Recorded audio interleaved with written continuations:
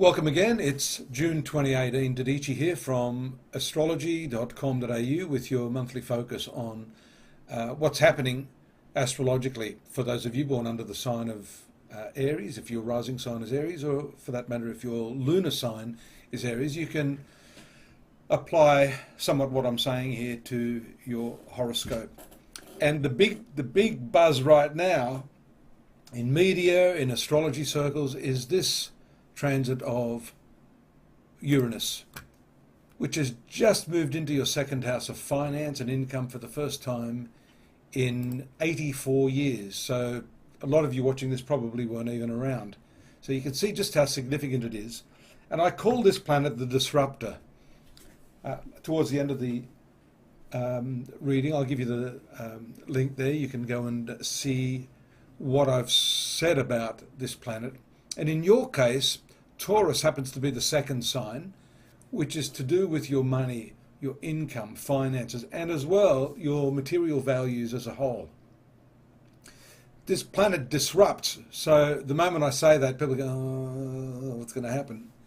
Yes, it's revolutionary in action. It can throw everything into a tailspin. But you've got to understand that the outcome of this, if you're able to embrace the change that it brings with it, as we've seen in a lot of the technologies over the last 20 years, where what they call disruptive technologies change the whole complexion of the industry.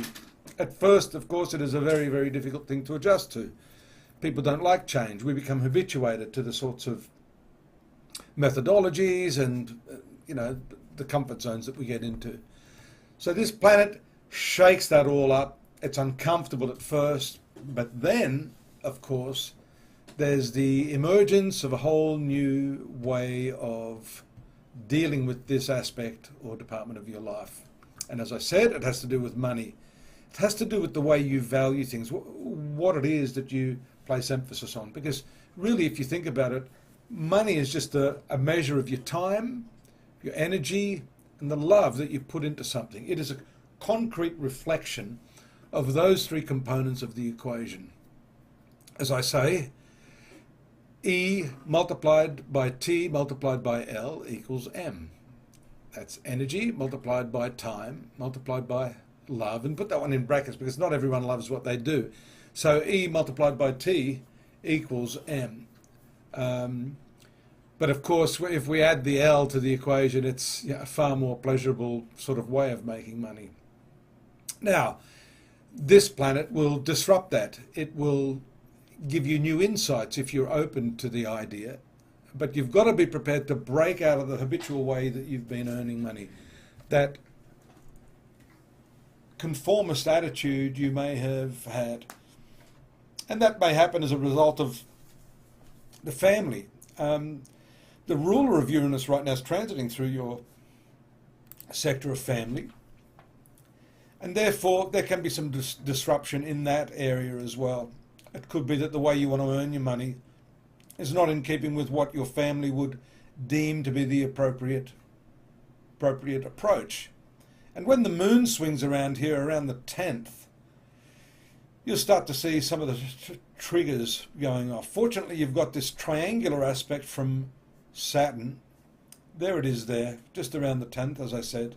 Expect some unexpected activity in your work and finances.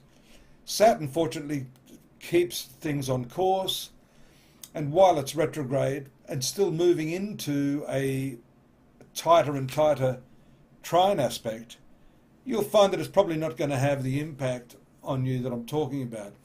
Saturn will, over the course of the next few months, move back into its direct motion, and once it moves away from this, probably towards the end of the year, you'll start to see the dynamic impact that I'm talking about.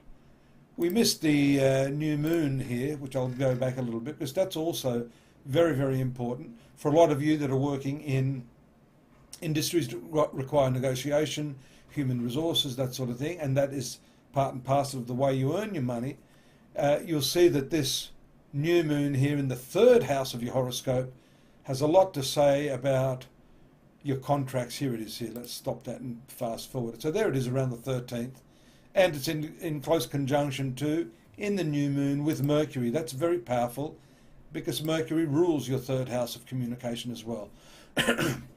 Fortunately for Saturn, again, Saturn, the so-called evil planet, is coming to your rescue in this situation. Not only is it putting the brakes on the sudden and abrupt influence of Uranus in your finances, but here in the communication, domestic, and also contractual area, it is, along with this Mercury opposite Saturn, causing you to think things through a lot more carefully, which is good. So this transit here, the moon across Saturn can make you feel a little down. Fifth house is nice here around the 16th when it makes contact with Venus. Venus is also going to move into this area, which is a more pleasurable side. Mind you, look at this. There are some tough aspects here from this fifth house. The North Node or Karma, Venus, in the square aspect to this Uranus. So that's also bringing into account the long-term implications of this specific transit for you. And it is a big one. It shows, first and foremost, being in this fifth house of speculation, you've got to be careful that you don't go out and just act on a whim, because that's where you can lose a lot of money. The moon up here swings into the opposite position of the sun. There's your full moon around the 27th in the very last part of the month. And full moon for you, along with sun moving into your fourth house of family. You can see a lot of focus here in this lower part of the horoscope working in opposition to this career area. And the moon in conjunction with Saturn makes you extremely serious about your work, extremely focused and motivated to get things done in a very methodical manner. Again, this is going to bring some good fortune to you financially. You're not going to see the disruption that I'm talking about. You're going, thank you. But that is why I'd say now, just in concluding, that this next few months is imperative for you to really get your plan going. You don't want to leave anything to chance under these cycles, and you do have that opportunity now while Saturn is still bringing some constraint to the action of Uranus to get a good game plan over the coming months and years, because as I said at the outset, this is a long-term transit. Get more on this at astrology.com.au. We've got the monthly forecast there in a text form, and also the blog that I've written on this. Check it out. It will give you a bit more insight, and if you want to find out about some of the other members of your family and how Uranus is going to affect them, that's the place to get it. And I'll see you here next month. Thanks for joining me. Bye-bye.